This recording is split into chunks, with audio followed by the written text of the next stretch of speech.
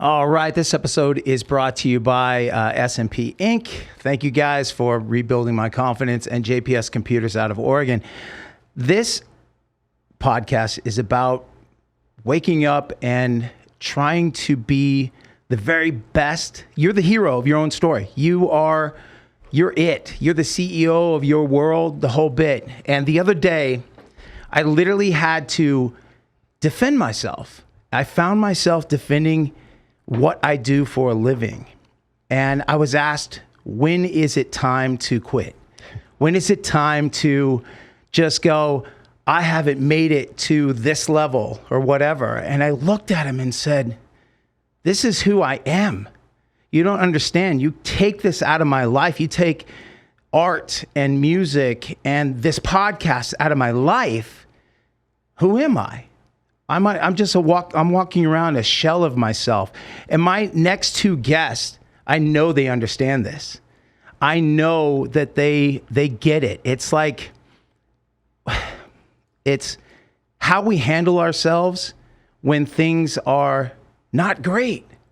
When you've hit the top of the mountain and you're coming down the backside and now you got to take the hill again, that's when people just quit. And neither one of these guys have done that. I'm sitting at Sticky Paws Studios right now. I've got Jon Orlando, the freaking host of Action Junkeez. He owns Sticky Paws Studios. And today we have Bret Ernst, the comedian. Dude, you're a comedian, actor. I watched you on Cobra Kai. And that's why I'm here today. Yeah, I know, huh? Well, the whole world. This guy says, hey, can you do a podcast with me on Tuesday, whatever? I'm like, I'm kind of busy. He's like, Bret's going to be on. Yeah. I'll work around him. Let me know what time. I'll work around him. Then it was any time. I appreciate it. But no, I'm still on it. Not watched. I'm still on it, thank God. Yeah. One more season left, and it's over. It is? Yeah, this is our last season. Oh, that's awesome. Well, you know, it's crazy. Until the strike ends. I don't know. You know, right now we have the writer's strike and then producer's strike, and now SAG jumped on. So I don't even know when we're going to start filming again. But that's crazy. And we all know each other from, we ran in the same circles in LA. Like, you were there in 99? I got there in 99. Yeah, 99, February of 99. Yeah. And Jon, when did you move to Los Angeles? I was little. Really? Yeah. When I was 3, my dad got the TV show, when he got Jon Orlando and Dawn show. So that was 73. Okay, so you were like... I was in Jersey. Actually, I was born in Inglewood, New Jersey. Oh, yeah. Yeah, but that's how I know. I have no connection to it. You never go back? You don't have family there? Nothing? No, not really. Yeah, they all ended up in Florida. Dude, that's usually the move. Right. Like every Jew and Italian in New York or New Jersey, by law, they have to move to Florida eventually. Yeah, exactly. This guy calls Uncle Frank Sinatra was Uncle Frank to this guy. Like, I mean, come on. That's as East Coast as crazy, it gets right there. Crazy history, right? Yeah. He actually, Sinatra sang at my great grandparents' anniversary. I mean, that's insane. Well, my grandfather grew up in Hoboken, okay. And then they all knew each other. It's only 1 mile by 1 mile. Yeah. And this was before he was Frank. Right. And but the families were always close because they back then everybody knew each other. There was one neighborhood. Right. And I know, I think they owned a bar or so. You would probably know better than me. I just heard stories from my grandmother that they owned a bar, but I think Sinatra's mom was like fluent in all the dialects of Italian. Yeah, I think so. And knew everybody. She was like a really strong political figure. Yeah. She had a lot of clout. Wow. And then, but yeah, it was a small neighborhood. Do you miss that? Yes and no. I mean, I know people that never left their neighborhoods, and even though it's New York City, it does still have like it's still got a small town thing to it where like everybody's in everybody's business and stuff like that. So but I never really fully experienced that because I moved around a lot. Right. I went to 15 schools. Really? Yeah, one high school. South Florida, I went to high school. Wow. Yeah, but a lot of what you take is, a lot of the stories and stuff like that. Yeah. I mean, when I lived in New Jersey for 6th, 7th, 8th, and then starting 9th, it was a small area, but being raised by a single mom a lot, you live in apartments, and when you're in Florida, you don't really have a neighborhood. We lived in an apartment building, and then you get bused to your school. Yep. So usually where you went to school were the kids that you were all friends with, but a lot of times none of us lived next to each other. So, Right. Oh, wow.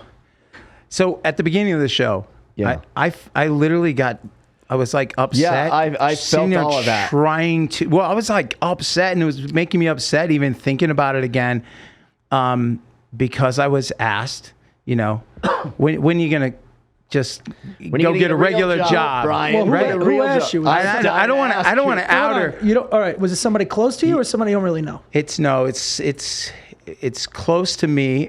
My girl doesn't watch the show, and neither does her mom. I think I know who it is. It's her mom. It's her mom. But we hugged it out afterwards. Yeah. But I was having to defend myself, and I'm talking about the things that I just finished, or I'm almost done with the children's book, working on the movie with Scott, and I'm just to the moon, excited. And my favorite producer just picked up the hard drive to go mix my new album, and I'm totally pumped. And she's like, when is it time to just call it? And I'm like, do you not understand? My life changes with a phone call. Right. Sure. And I woke up today, and I got offered more money in one show to play a place I've never played before than she could make in a whole month. Sure.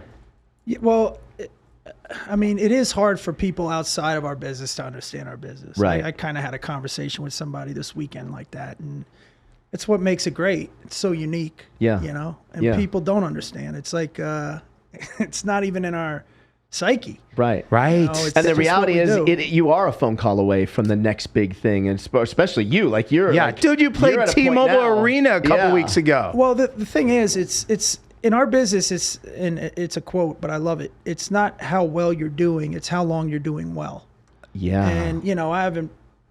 Fortunately, I've been doing this 26 years, and every year has been pretty good. Mm-hmm. And I kind of got that pressure when I was married, but it's such a unique thing, what we do and who we are, that, you shouldn't take it personally. I didn't. I hugged it out. I literally, I'm not telling you what to do. No, but, yeah. Some people just don't get it. Yeah. It was one of those things I didn't take personally. In fact, Nicole and her dad were nervous, and I just said, your mom needed to know the answers to these questions, and I needed to try and open up the door and walk her through to understand, right, this is who I am. And I know she gets it because she's an ex-singer. Right. Too, she gave it up, which is probably part of the pressure that you get too, right? Right. It's like I had to, and she's very good with it. She's really good.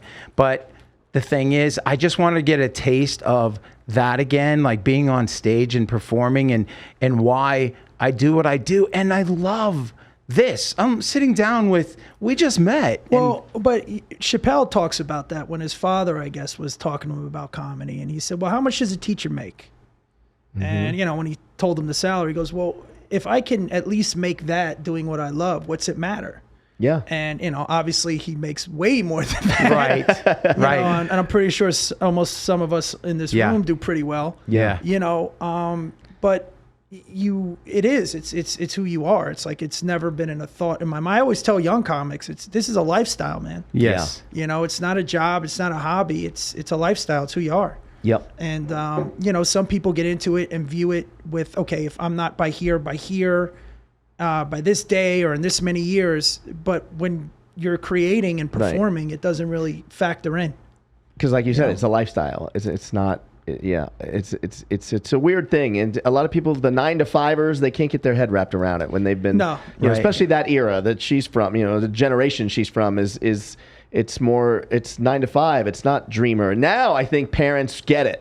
Like now, if you've got a 13-year-old and your kid's like, I'm going to be a YouTuber, I don't think parents push back too much anymore, right? Yeah, until they see some of the money these kids make. Right. I mean, it's insane. By the way, I have never seen it where there's been this much money being made by these people and such a there's nothing in between. Yeah, They're lip syncing and they're making 6 figures.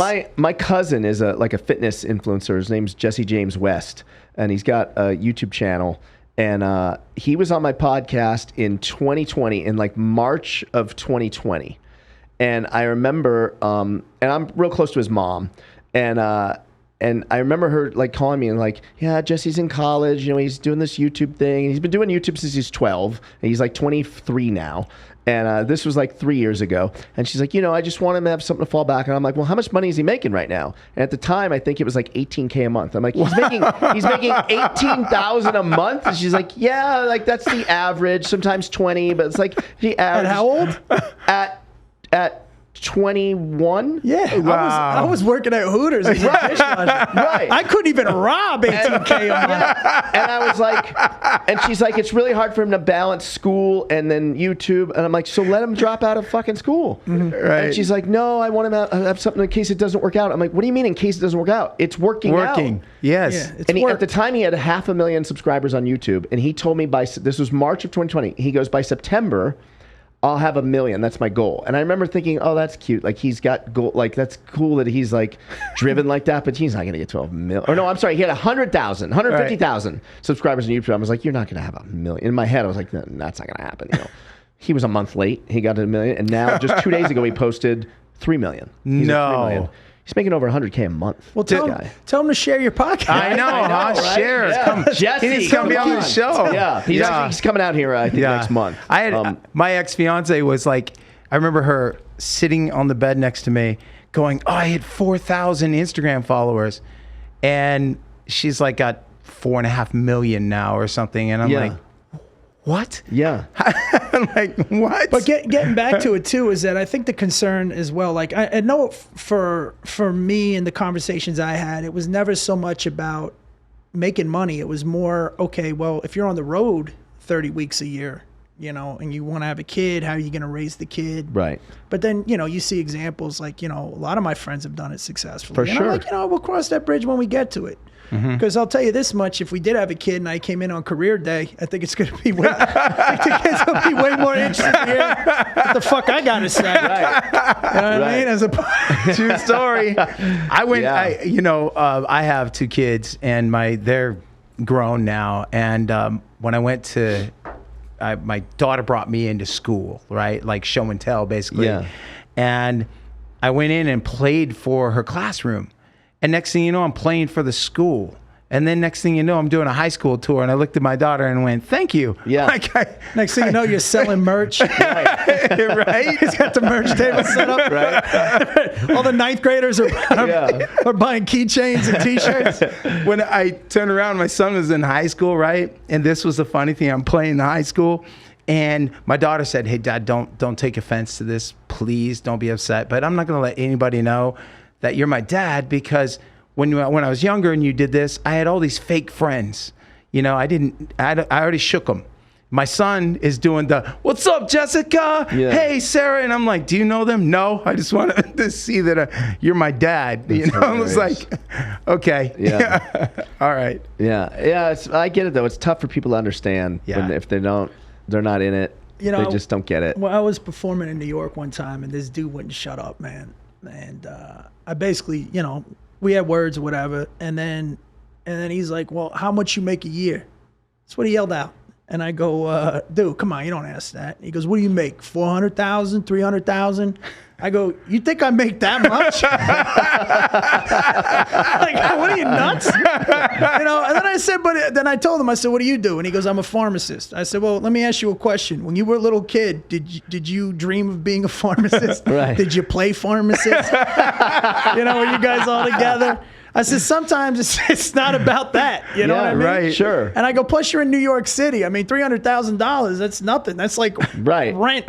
Right. But that to him, he was trying to get in a pissing contest with me. And I'm like, dude, some people just don't get it. I mean, I know people that would sit in a room and alphabetize. They could alphabetize files for 6 figures a year and not give a shit. Right. You know what I mean? And then there's some people that just don't care about that. And, and again, because to me, life's about the experiences, really. I I say that all the time. Yeah. It's about being in this moment. I'm enjoying this moment so much right now, and that's what I love. I love the call that I got today, and I'm like, oh yeah, the excitement of, oh, it's a new city, new place, and you know. I mean, would you rather make $50K a year and do what you want, come and go as you please, and not really have a boss, or would you rather make $100K a year and work 60 hours a week, be a slave, and have to ask when you can get time off? I get it; it's double the money, but it's a different life. And you know, it's again, it's about the experiences. Like I love when, you know, people ask you questions and and then you start talking to them, and then, you know, you get comfortable, and then you start saying other things, and then they're looking at you like you're lying or something, and you're like, you know, I laugh because it's like you must think my life, like for me to lie to you, you must think my life's so exciting, you know what I mean? Like, that you think I'm lying. Yeah, you know what I mean? And then you're like, just Google it, man. Right. But they do. I get that all the time on planes. You know, when you're traveling, you sit next to somebody and they start asking you questions, and then they start, you know, it's almost like, especially with some dudes, you know, they want to have a pissing contest. Yeah. And it's like, man, you know, you be as vague and specific as possible because you don't want to, you know, they don't want to blow it like that. But when you know, well, my friend so-and-so and so-and-so, then they're like, really?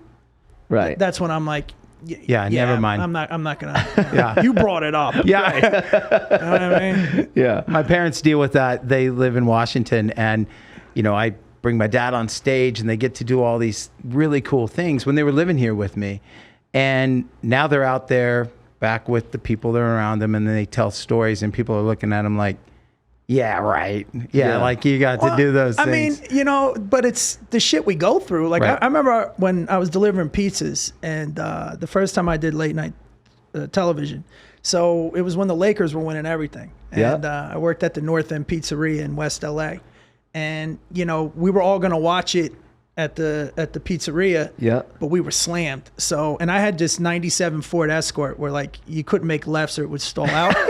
No, for real. And, you know. No, really? And you didn't really? You couldn't make a left? Well, dude, you're the opposite of a NASCAR driver. Well, first of all, it's 4 cylinders to begin with. Right. And, you know, something was wrong with the, whatchamacallit, the fuel injector, because when you go, it would stall and then it would go again. So, like, if I had to go over there, I had to make a right and then another right and just keep shooting rights. So I'm rushing to get back, and I remember we had this is when TiVo was out, and my little brother was going to record it on the VHS. So, but I wanted to see it live.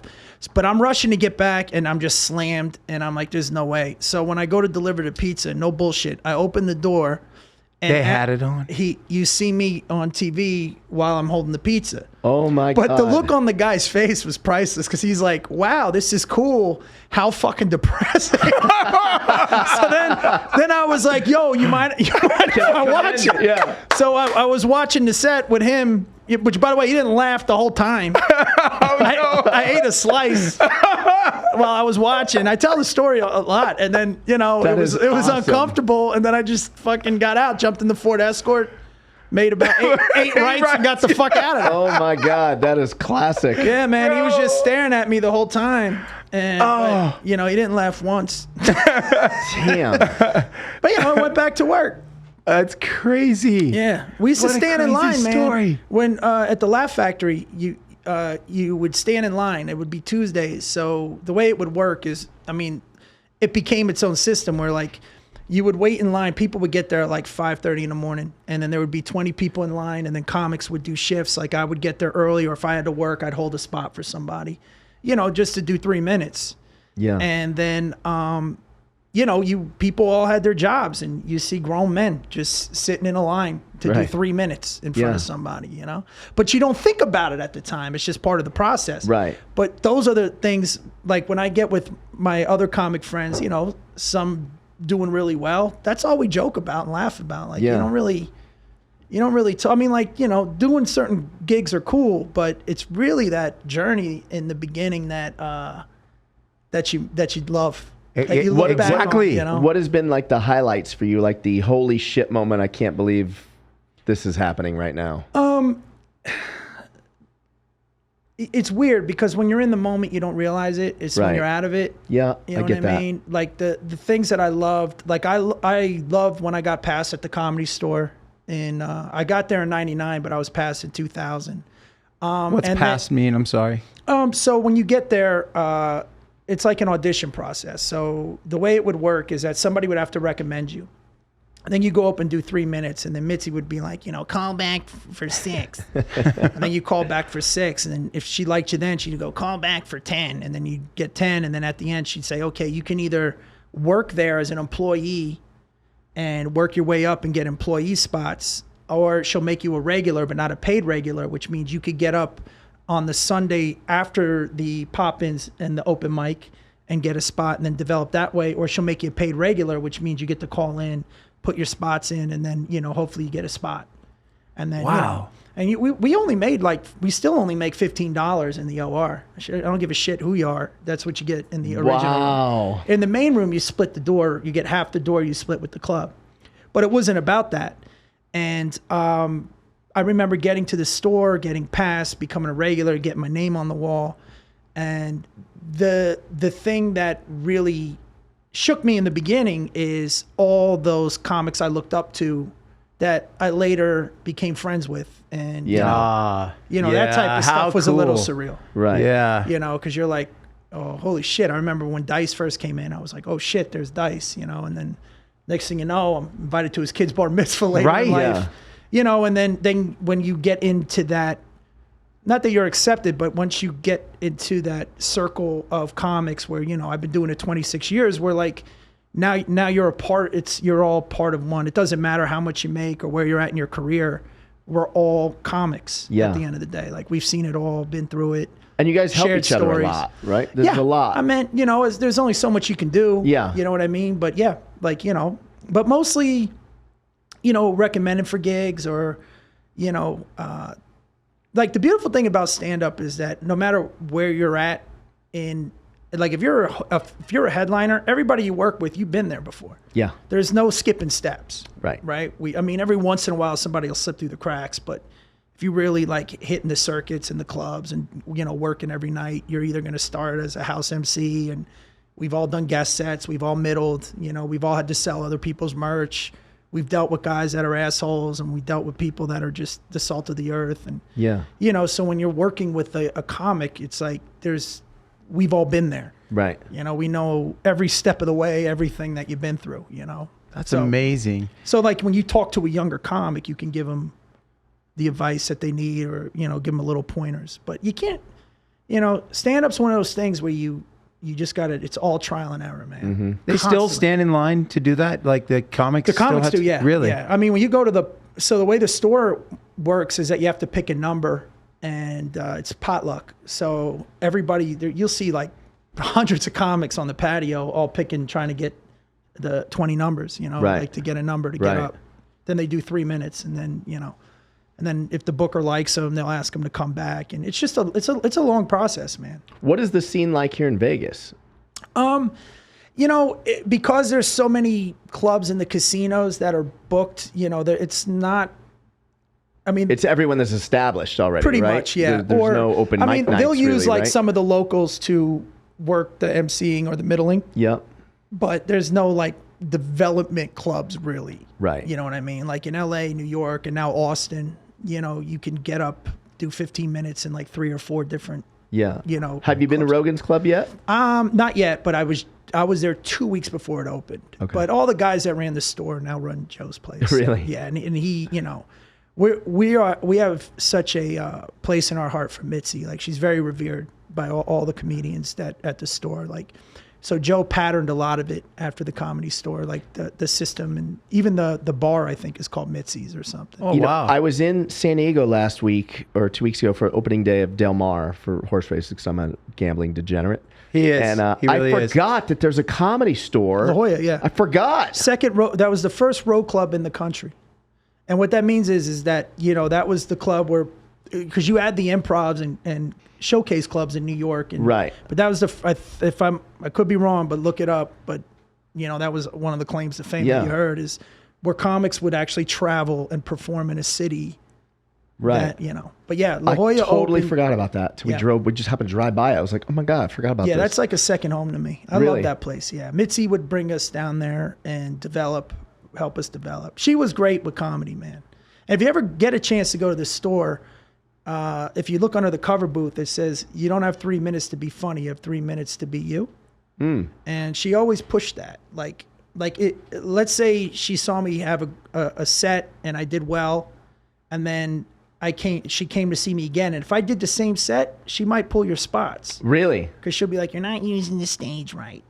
Or flip side, I could go up and do all new material and eat shit, and she would give you more spots because she sees that you're developing. Right. Or trying to take chances on stage. Yeah. Which is like the other day when you mentioned that you're doing you have a residency where? Where is it Every here in Tuesday town? and Wednesday, I'm at the Strat at 10 o'clock. Okay. It's my Tuesday, Wednesday workout, I call it. There you go. And that's what I was getting at. Being a musician, I understood, because you kind of skipped over that. You're like, hey, I'm doing Jimmy Kimmel's. This weekend I'm at Kimmel's. Yeah, exactly. And I went, oh, wait, you must be developing the new stuff, Yeah, I'm working on, I just shot a special March 2nd, which we're editing. Well, we're actually done editing now. And now I'm working on the next one. So, you're always trying new material. And it's not, this ain't a backhanded thing to musicians, because you guys can practice in a studio. Right. We need a crowd. No, you need it. You can't practice in your garage going, so how's everybody doing? No, and you're by yourself. So, you need those spots. Yeah. How do you figure out, like, in a lot of those cases, like if you're working out material on a random Tuesday night or something in LA and there's 20 people in the audience, how does that, is that enough of a test for you to know, like, this is hitting? Like, how do you, because it's so different with energy and... it's weird after a certain point, and I don't want to sound Mr. Miyagi-ish, it's more about the verbiage, like the way you're saying it. You work on that. It's not, I mean, you need the reaction, but like in a smaller room, then you can work on connecting, because there's all aspects to it, right? Yep. You have obviously the material, but then there's the connecting with an audience. For me, I'm more of a conversational comedian where I'm not doing setup punch. I tell a lot of stories. Yep. Which is just another excuse to be a lazy writer. But, so if there's 20, I meant like, sometimes if you connect with a smaller audience and get them laughing, that's way more difficult than a bigger audience, Yeah. But then there's other things you got to deal with, when there's a huge crowd, sometimes, you get the drunk people interrupting and, which... you get that a lot? More so in the past 5 years, I've been noticing that people have been a little bit more disruptive. And you would think it's the younger kids, because everybody says they have no attention span. It's not. It's really? Like people over 40 act like jerk frustrated with their lives. Right? Well, I don't know what they think. Like, they come in and, it's like a lot of middle-aged women love to talk. Right. And you see the 20-somethings, they're just quiet. Right. They're more respectful. It can ruin a whole show when there's... Well, I usually kick them out. Yeah. I'll be like, listen, I'm going to be up here in an hour. I'm not going to, you get your warning, you get your chance. Sometimes we'll have fun, but if they keep interrupting, then you got to let them know. Yeah. And then, because there's a difference between heckling and just being disruptive. Yeah. And in Vegas, you get a lot of disruptive.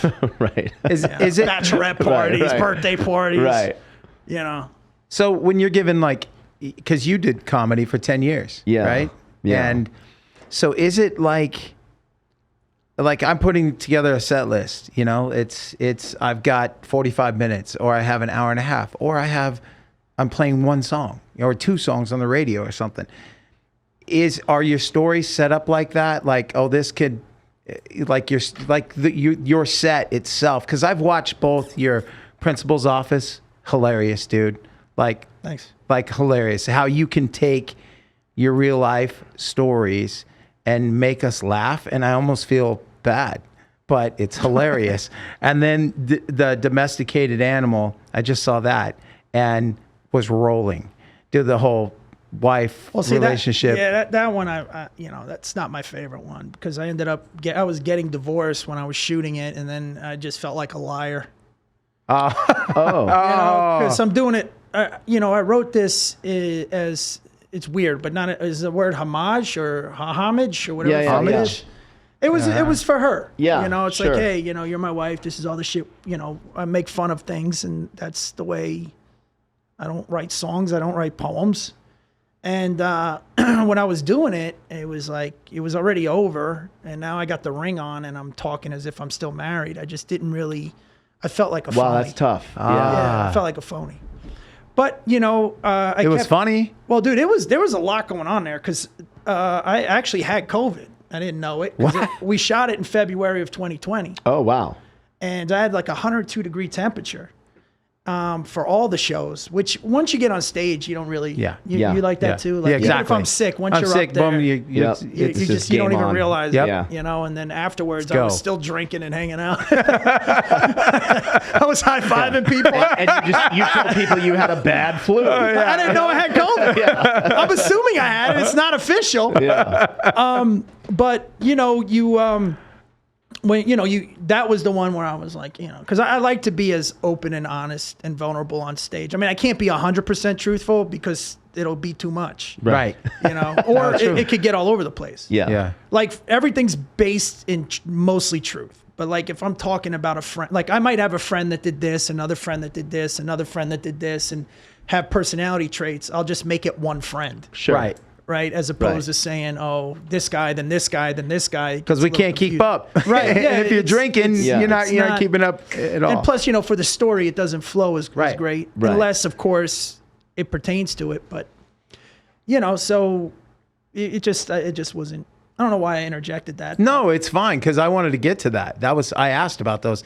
I dug both of them, and I got nervous at the beginning of the show because when I met you, I'm like, oh shit, that's Bret. Like I discovered you a year ago, and I'm a big fan of comedy. I love it. It's like my girl and I, it's our favorite thing to go do.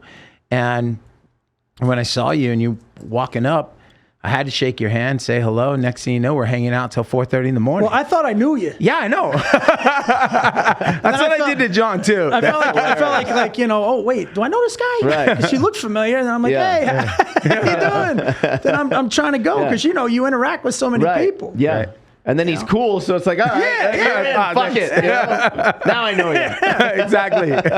Yeah, I say goodbye like twice. Right. You know, and then I'm like, really, we have to go. It's 4:30 in the morning. That happens a lot too. Like if I'm in the airport and somebody comes up to me, I'm thinking, did I go to school with this guy? Because I went to so many schools. Like, I know this guy. And I get talking to him, and then he's like, well, hey, man. And then I'm like, wait, I don't know you? Yeah. That's funny. No, but were you gonna say something? No, I was asking about the set. Like when you're doing 5 minutes or 3 minutes, you get 3 minutes to do something. I can't do 3 now. No, I know. Right. I wouldn't know how. But in the beginning, 3's a long time in the beginning. In the beginning, yeah, you're like, okay, I got 3 minutes, and you're doing your setup punch joke, joke. Yep. And then, but now it's like, my dad in '93 moved to Branson, Missouri. I've been there. Okay, have you? Yeah. Really? Yeah. I'm sorry.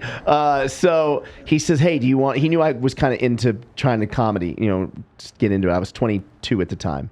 And so I was like, yeah, fuck yeah, I want to open for you. All right. So I literally wrote my act. I was procrastinating. I wrote it the night before. But I tried to... procrastination's in the checklist of comedy. Okay, right. So I was already on track. Yeah. Fit in. You already got that. You got that going for you. I wrote this nonsense. It was so bad. I was supposed to do 5 minutes. I'd never been on stage before. So opening night is to 2,000 people. Never been on stage before. I don't know what the fuck I'm doing. I ripped through the 5 minutes in 2 minutes, talking so fast, sweating, just a disaster. And you skipped a lot of steps there, but yeah, I skipped a lot of steps. You went right to 2,000 people. It was awful. And we did 2 shows a day, 6 days a week, and he just kept throwing me out there. And everyone in the audience, 1 out of 100 people are under the age of 65. Yeah. In the Branson audience. So it's 2 clicks south of knock-knock jokes at that point. Very set-up punch. And I did 7 years of that in Branson, and I never really felt like a comic. Like I felt like I was playing a part in a movie of a guy that does comedy. Like I don't feel like I ever got to be me up there. It was really a weird thing, you know. So my comedy career is very strange. That makes sense. Yeah. you went right to the top. Right. Yeah. And then, there's a lot of old people. Hey, you didn't have to deliver pizza and watch yourself brutal. On the Late Show. Opening night in the audience was like, Entertainment Tonight was there to shoot my dad, and they like shot some shit on me, and they aired some nonsense. It was so bad. Like I gave them nothing to work with in the 2 minutes I was up there. And like Norman Brokaw was chairman of the board of the William Morris Agency at the time in the audience. Cosby in the audience at the time. Wayne Newton in the audience. Like all these old Bobby Vinton, all these old singers. Mel Tillis. Yeah, I was a nervous wreck. It was terrible. It was 1 year. You just share that here? It was 1 year of awful. Yeah, you should have delivered pizzas and escort. No, it'd been way better. I mean, but that's a great story. Yeah. That's an interesting story where like let's say you kept it going. Yeah. And then you just dropped yourself into the clubs. You know what I mean? And then started there again. Well, so then I don't know anybody that started that way. So I never worked in an LA club. The first club I did, I worked Riviera Comedy Club here for Sharippa a lot. But I worked at the Laugh Stop. At in the Trop. Houston. No. There was one in Houston. Oh, okay. At the time. Okay. There was the Comedy Stop and the Laugh Stop. I'm thinking a Comedy Stop. Okay, I was the Laugh Stop, which was like in Houston, like in the burbs or something. Yeah. And I took that Branson stuff to there. Who'd you work with? Billy Gardell. Yeah, I was just with him, man. Were you really? Yeah. I fucking love Billy Gardell. Billy Gardell is the person that made me realize you're done with comedy. Because I was like, dude, he went up there and fucking owned it for like an hour or whatever he does, in the club, maybe 40 minutes or whatever. I did 15 minutes as a middle, and I was just like, I don't belong. I'm not good enough for you weren't this. fair to yourself either. Yeah. You know what I mean? Just like in most things, like failure isn't the opposite of success. It's part of it. Yeah. And you need to, that's failing a lot. Right. But like whether you did it in front of 2,000 or 10 people, you still felt that. Yeah. You know what I mean? Yeah. So you're still in that. Yeah. You were still in that process. Yeah. At the Riv, Sharippa put me with, I middled and then Alonzo Bowden fucking closed, like, go fuck myself, right? And then, what's the older guy, white guy? Those are two savages. Oh, shit. What's his name? Oh, shit. I'll have to think. I can't think of his name. What's his accolade? You would know him. He's been around forever. He just tells stories and, like, he could probably do 3 hours easy. Oh, man. I'll think of it. Okay. You might both get a random text from me 3 a.m. because shit comes to me and I'll be like, yeah, all right. So when you said it was a late show, I need to know. I'm trying to picture this when you were delivering pizza. What show was it? It was actually on the Best Damn Sports Show. Oh, really? Yeah. First time I was on TV. How cool. Yeah. I mean, seriously. I knew the writers there, and they put me on. We were doing sketches and stuff, and it was a good time. And then the late night, I did Kilborn, and remember when Craig Kilborn had his show? I was just thinking about him the other day. Like, what happened to him? Where is he? Yeah. Doing television in front of, doing stand-up on television's that's a weird thing, it's right? It's a weird thing, yeah. Well, because sometimes, like, the audience is here, but you're playing here. Right. I've done a few of those sets. But those, again, you just adapt. I mean, once you've been doing it for so long, you just seen everything they throw at you, It's always something new, though. There's always something that you're like, all right, haven't done this. Right. I did it in a boxing ring. Actually, Sebastian Maniscalco is one of my best friends, but in his book, he talks about that gig me and him did in a boxing ring where we're like fucking Michael Buffer. and there were all these convicts. This was in Modesto or something. It was like all these guys in Raider jerseys that got out of jail. But you make the most of it. Yeah. And then, there's some great stories like that.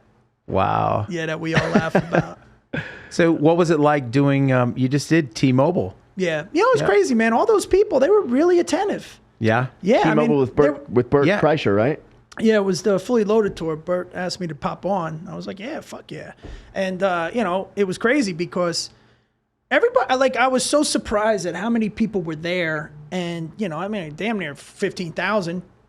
And, you know, there was 2 guys in the front that kept talking, which I think Lewis Black ended up kicking them out. But other than them, I mean, everybody was just listening. Wow. You know? But when I did the Wild West tour with Vince Vaughn, that was years ago. That was like in 2008. We did a documentary. I remember that. Yeah. Yeah. And that was good. That was like my first theater experience. Yeah. Because, you know, we did 30 cities in a row. Yeah. And I had never done stand-up like that, you know. But I used to say when we were promoting the movie, like, we were like D12, Eminem's band. Nobody gave a shit about us. And it was me, Sebastian, John Caparulo, and Ahmed. And we toured the country on the bus. Yeah, I know you know Ahmed. Everybody knows him. Yeah, he's great. It's like a thing. When you move to LA, you got to check in with him. And we took this bus, and they filmed it, and we were doing these crowds, like these huge crowds. And, you know, I had never performed, obviously, at that type of, you know, with those types of venues. Like, we did the Grand Ole Opry House. Oh, cool. That was my favorite, but the original one in the church. Yeah. Wow. Not the new one. And, but when I got back to the clubs, it was weird because, you know, you're so used to doing your material. And let's say you got 8,000 people there and 100 are talking. And then you'll do a joke because you just got to power through it sometimes. And the laughter will roll a little. Yeah. So it throws your timing off maybe a half second. Right. And then you get used to that. Yeah. And then when you get back to the clubs, it was weird because it was like, it's right there. Now there's 10 people in the OR. Yeah. And now you're trying to get back to your rhythm. Right. But I think performing with those types of things helped doing the T-Mobile because, you know, I had done a couple other shows like that. But there is, you know. I didn't even know, you know, so stoked for you. Like at the time, like you when at it? I wasn't at the show. Oh. I saw your social media post and I was just fired at up. T-Mobile? Yeah. Yeah, I had some friends that went actually, and they were like, "Yeah, Bret Ernst was there." I was like, "No shit." Yeah. I mean, they didn't advertise it, which, you know, I just popped on. No, that's what's so But that's cool, like, though. I mean, Bert, you know, again, man, that's the stuff we comics do for each other. Yeah. Right? We always do stuff like that, man. I mean, especially like I was, when I met you, Russell, you were with Russell Peters yeah. at Encore. So Russell's like, great. And, you know, it's funny too, because, you know, everybody's there to see Russell, Yeah. but he'll be like, yo, you want to do a set. He's not saying you want to open for me. Right. You know what I mean? I like that. And he's like, you know, you want to do a and I'm like, dude, yeah, I'll open for you. I don't give a shit. You're basically asking me. He's like, well, you know. I'm like, dude, I don't give a fuck. I'm in town. This is great, you know? Yeah, but awesome. you know, the way he was saying it, like, I don't want to insult you to say you're old. No, motherfucker. Right. I'm opening for you. I'm in. Yeah. Well, we're at the win. I'm in, dude. Don't threaten me with a good time. Jesus. You don't have to dance on that terminology. Right. But Russell's another one, man. A guy Nice give you guy. the shirt off his back. Yeah. You know, I was very fortunate to come up with some really great guys. And, you know, comics are weird because we're the blue collar of the entertainment business. Yeah. You know what I mean? Like, Yeah. it's not like, you know, we're an actor that, no, I'm saying that they're a certain way. I'm saying, like, you know, we really, you know, drive junky cars together to go make $50 for a night to drive another 4 hours back to get up to do your waiting job or your, you know, whatever job you got to do for however long it takes. Yeah. You know? Oh, man. How different is that. acting and getting that going? I mean, the auditioning is really the thing, you know. Is that easy for you, the auditioning process? I don't want to say it's easy. You know, there's a lot of things you got to jump through, you know. Like, there's sometimes, like, I've tested for roles that they already had offers out to. That's why I quit acting. Yeah. I quit. You know? I quit. I only went on a handful of auditions, and I fucking hated it, man. I was terrible at it, first of all. I was so nervous. It was just, like, different. I didn't even know when to start reading. There is like, a skill. There they is a don't skill help to you. Like, they're just sitting there looking at you. Just, do I start? Are you going to read with me? Or what are we doing? Like, you know, again, and there was one guy that answered the phone during my audition when I first got out there. No way. And- Johnny Drama. And moment. and I didn't take it personally at all. At first, I'm like, is this guy fucking serious? And Right. But then that guy later brought me in, and I don't know if he was testing me at the time, you know, because my manager at the time was like, hey, I was doing a lot of generals, Yeah. you know, so they could meet me. But, you know, I get typecasted a lot, rightfully so. Every role I have a tracksuit. Right. and I deserve it. I literally just bought I just got a Sergio Tacchini when I was in Jersey. My buddy from Brooklyn, Ralphie, he bought me the Sergio Tacchini. Yeah. And then his buddy dropped it off at the comedy club for me. Wow. I was fucking cowboy blue. Yeah. But yeah, like, you know, like all that shit don't bother me. You know, every role, even in Weeds, when I was on Weeds, I was an Armenian, but I'm in a goddamn tracksuit. That I did a movie with Carlos. I can never, and I love the guy. I just can't pronounce his name. Alzacara. Okay. You know what I'm talking about? From Reno 911. Oh yeah, sure. Alzaraca. Carlos Alzaraca. He does, because he does like a lot of cartoon voices and shit. But you know, it was I'm in a tracksuit. CSI New York was like my first under 5 in a fucking tracksuit. You need a tracksuit sponsor. Yeah, and then when I did, what are we doing? Then when I did Steve Burns' movie about with Jimmy O Yang and Ken Jeong, I'm in a fucking tracksuit. He needs to be doing his podcast. Always in a tracksuit. Always. Yeah. But I deserve it. Alzaraki. That's Alzaraki. Carlos Alzaraki. Oh my God. But you know, I never was mad at that. Just gotta get it. Yeah. I'll do it. Yeah. I got out of acting. I remember cutting my hair and just going, I'm done. I had worked my way up to William Morris. Yeah. I found myself going in, I'm reading, I'm at callbacks and nobody's there. I'm the only one there. And it's because offers were out. And if no one takes the offer, then I might get the gig. But I couldn't do it I got a anymore. coach. I wasn't really good with the acting class. I can't, you know, sometimes there's a lot of people that want to be into the business. I'm not shitting on anybody's dreams. Yeah. But a lot of them are needy and they need, you know how they are. Yeah. And I just want to, let's get to work. I don't need to be patted on the back or, you know, I don't care if you tell me, don't dance around it. Did it suck? How do we make it better, you know? Mm-hmm. Yeah. And when you're in class with a lot of people, you got to deal with that. I mean, some of them use it as fucking therapy. Right. Exactly. Right. And it's like, yo, what are you doing? Let's get to work. Right. You know? Yep. Why are you crying? We haven't even started yet. You don't even have a scene. Yeah. It's my process. Yeah. I'm fucking just, let me get a coach. Let's work. Let's put the work in, man. Yep. Yeah. Get an audition, hire the coach. I would do that too. I'd even bring my coach to the auditions at times. I got thrown out of a class for laughing. Really? Yeah. I'll tell you about it off air. It's a long story. Okay. I used to have class with Billy Zabka. Oh, yeah? Yeah. Oh. He and we had Michael Verona was our teacher, and it was like an uncle to Billy. And so Billy was like, you know, let's go to my uncle and he'll be our teacher. Guy. Yeah, it's so nice. I was standing behind him one time. We were at Aroma Cafe in Burbank. And I walk up and I'm right behind him. It's really early in the morning. Where was that again? Was that on Magnolia? Yes. Yes. Okay.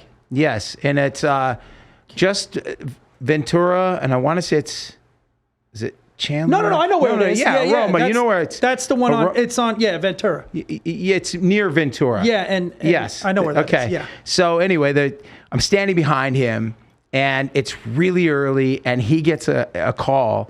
And he's freaking out because he had told me a year before that he shot this short, and he put it up in film festivals and that kind of stuff. For Cobra Kai? No. Oh, okay. And it was up for an Oscar. He got the call. I'm up for an Oscar. He's freaking out in line.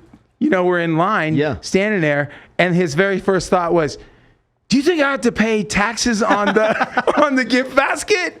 You know, and I'm laughing, going, "That's what you're worried about." Yeah. Well, dude, you know those things. Yeah, like because we don't. It's like I'm gonna. He was like, maybe I can sell some of the stuff and pay the taxes on it. You know, you do. You get excited over things. Exactly, and it was That's a big deal. Really cool moment. I remember when I got Montreal. I called my mom, and I'm like, "Ma, I got Montreal New Faces." She's like, "Oh my God, that's great. What is it?" I'm like, well, it's a festival where you go up and, it's a big festival. Yeah. So, to be in the New Faces is a thing. And my stepfather was in the background. She's like, Tommy, he got the New Faces. And he's like, what's that? And then she started telling me, he's like, well, how much do you make? And I'm like, I don't really get paid. Right. then you're thinking, what the fuck am I excited for? I got to fly to Canada in 5 minutes. Yeah, like, you know, I was all excited. I'm in the whole 500. It pulls you down. Right the fuck down. Well, which goes back to how long you going to do this Exactly. shit? How long are you going to be doing this, right? You know, I was very, very lucky not to come from anything. And that's a blessing. Right? It really is. When you don't have the pressure of saying, okay, you got to have this. It was just, you know, my mom, my stepfather later on, who I love. But I never had that. Had that. It was just, you know, go do you. Yeah, that's But great. did you feel the pressure at all? Because a lot of people do it where you want to do for your mom. You want to give back. When my brother was sick, I was trying to, that's when I felt pressure. Because I wanted to. I'm going through that right now. We were hitting some hard times, and I'm like, something's got to fucking pop. Yeah. And that's when I was putting pressure on myself, you know. And then I'm like, fuck, man, you know. And I missed the deadline. I'm sorry. Well, no, I mean, everything happened afterwards, which was him. Right. That's it. Yeah. Right. Everything started rolling. Yeah. Right after he passed, and then I'm like, oh shit, and then boom, boom, boom, boom, boom, boom, boom, boom, boom, boom, and I'm like, you know, it was him. That was the one that, you know, that hooked that up. Yeah. But you sometimes you'll put pressure on yourself. Yeah. But as you get older, listen, I always say this, especially to artists, you're juggling balls. Okay. Mm-hmm. Health, soul, family, those are glass. Once you drop those, they're done. Money's fucking rubber. Yeah. You know, so I've been bankrupt twice. Yep. Just Same went here. through the divorce, fucking on the balls of my ass. Next thing you know, something else comes up. Yeah. And for me personally, you know, I believe in God. I believe in Jesus, who he was. And for me, I just always throw that shit up in the air and then just not even worry about it. And then those things take care of themselves, you know. Sounds like you got your brother too. Yeah, well, there's a bunch of people up there, you know. But you gotta, you know, you just keep moving forward, man. I mean, that's it. It's not a big deal. It's life. This is the easiest it's ever been in the history of mankind. No shit. You know what I mean? Yeah. And you're in America where, you know, you got people showing their feet making 7 figures on fucking It's crazy. I know. People lip syncing songs, making money. Find a way to earn. Yeah. You know what I mean? Just go out and hustle. It's not hard. Yeah. You know? Well, it is hard, but it's not hard. Right. Yeah. I mean, there's just so much with technology and stuff at your fingertips. I mean, it's just the world's so different compared to when we grew up. I mean, how old are you? I'm 51. Oh, yeah. I'm 52. So, yeah. It's you got us. Yeah. Yeah. I mean, it's so different than when we grew up. I mean, it's just so different. I can't even imagine having kids right now and grow, like, just, you know, I always compliment the guys here. They're all like 23, 24, 25 years old. They're so far advanced. They really compared are. To how I was at their age. It's not even close. Yeah. Like, they're responsible. Well, see, here's where our generation kind of got out of whack. So I started at the development era end of comedy. And then when I was coming up, we had the reality shows kick in. Yep. And then the MySpace was like the first, you know, big one with Dane. And then we had the technology hit where all the traditional past, everything was changing while we were growing as artists. Right. But now there's a clear path. Yeah. And I think this is the best time to ever be an artist because, you know, you could just put your stuff out there. Right. You don't need the middleman anymore. And your audience can find you. But now it's the dust is settled, and I think it's going to be this way for a little bit, for a while. Yeah. And that's why you're seeing people my age and older finally popping. I mean, comedy's different where the older you are, the more relevant you are. You know, because when you're in your 20s, it's great. But, you know, most people are adults and most people pay, like Carlin. If Carlin was alive at 80, he would sell out. Oh, yeah. For sure. Because people want to hear what you got to say. Yep. Yeah. I've also noticed under 30 and over 50 are the best crowds for comedy. Under 30 and over 50. 50 have been great. We were just talking about that this weekend. Really? Yeah, those millennials kind of got weird. You know what I mean? But these Gen Z kids, I love these Gen Z kids, man. The kids that you work for, they hustle. They're smart. Yep. Like I don't tell them shit. Skankfest is coming here. They just do their stuff. Skankfest is a big comedy festival. Yeah. Everybody it's all under 20. Really? Yeah, they like their comedy hard in the paint. And, you know, that's the other thing. I'm so glad comedy's back where it needs to be. Really? Underground, yeah. Punk rock, the way it's always been. You know, you don't want that mainstream shit. Then it's got to be watered down. It's soft. Right. Yeah. That's what I like about you. I like that about your show. It's very raw.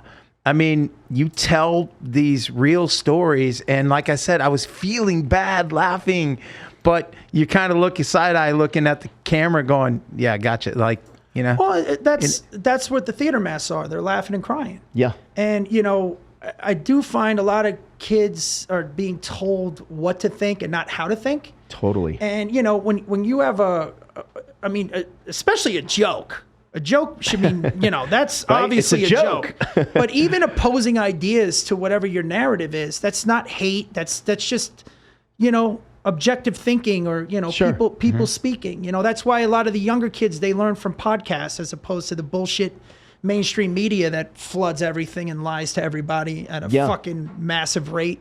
Yeah. You know what so I mean? True. They're listening, they're finding stuff online. I mean, like I said, I really think these 20-somethings are going to save the country. Yeah. I have a lot of faith in them, man. Totally agree with you. You know, and the millennials, like I said, dropped the ball. And Jordan over LeBron. Good night. Jordan over LeBron, 100%. Jordan over LeBron. I agree. Yeah. I absolutely agree with you. Good night. I mean, there's no comparison. None. Yeah. It's insulting. You know what's a little scary? The AI thing. Music, being a musician, you know, being, you know, that kind of stuff. It's a little. Why, they can't perform live? No, they can't. No, just they can't. Pull the plug on the fucking thing. It's a computer. Everybody's talking about it. I'm like, just pull the fucking plug. Throw water on the fucking thing. Nah, you think so? There's a little bit. Well, I mean, but again, you can't. No, there's nothing I can do about it. I just but not only that, me. how is it really? I mean, you've got all these ghostwriters anyways for, you know, some of these artists. They got 30 writers on a fucking song. Right. Yeah. That don't say or mean shit. Yeah. You know, and it was like that when we grew up. Yeah. I mean, that's the other thing. Sure. I hate when people romanticize, like, our generation is all, you know, the remember fucking Milli Vanilli? Remember all the shit music that was out there and the pop groups that they just threw together? Yep. You know, all it's the boy bands, all the, You know, whether you were dealing with the reality show stars versus the internet people, there's always been the people that have capitalized, but then the artist is the artist. And, you know, your bread and butter is when they go to see you live. Yep, it's so true. And, you know, I always tell young comics and artists this too. There's 320 million people in America.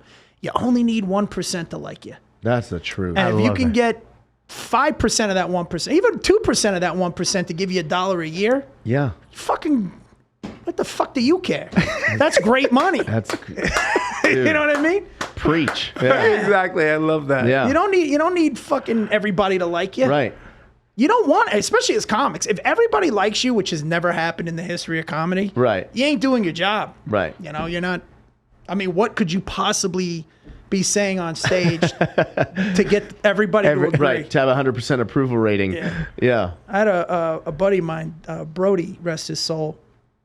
But, you know, he would get frustrated with a lot of negative comments. And, again, I love these sayings, but one of mine is, it's none of my business what you think about me. Right? And I can't think of the word. I read it somewhere. I should have wrote it down. But there's a word. And it basically means that as an artist, you create something. Once you put it out there, it's no longer yours. Now, it is to us, right? Like, if I put a bit out there and it's a personal bit, if no comic is going to steal it, that breaks code. But when you're giving it out to the public, that's their gift to do what they want with it. They want to wipe their ass with it, they can wipe their ass with it. That's their choice. Yeah. If they want to say thank you and enjoy it, or just say, you know what, it's not for me, in a nice, whatever they want to do with it. Once you put it out there, it's no longer yours. That's your gift to them. Right. So they can do what the fuck they want with it. And if people don't want to like it, they don't have to like it. And they have every right to think you suck. Yeah. Don't take it personal. Sure. I love that. Yeah. You know what I mean? So true. That's their right. Right. That's because you put it out there. Right. That was my choice to give them this. Yep. And now that it's out there, I got with even, you know, principal's office, which was the first, by the way, to release for free on YouTube. Really? Yeah, it was very first. And I like to say that because, you know, that seems to be the trend now. And, you know, some of those comments you read are fucking hateful. They misinterpret what I'm saying. They don't get it. Right. Some are like, laughing for the wrong reasons or whatever it may be, but I gave it to him so that you could do what you want with it. Yeah. You know what I mean? Yeah, sure. It's brave. It's brave to do that. It's brave. I saw Rick Rubin. There was a post somebody had sent me saying pretty much the same thing. It's a gift you're giving.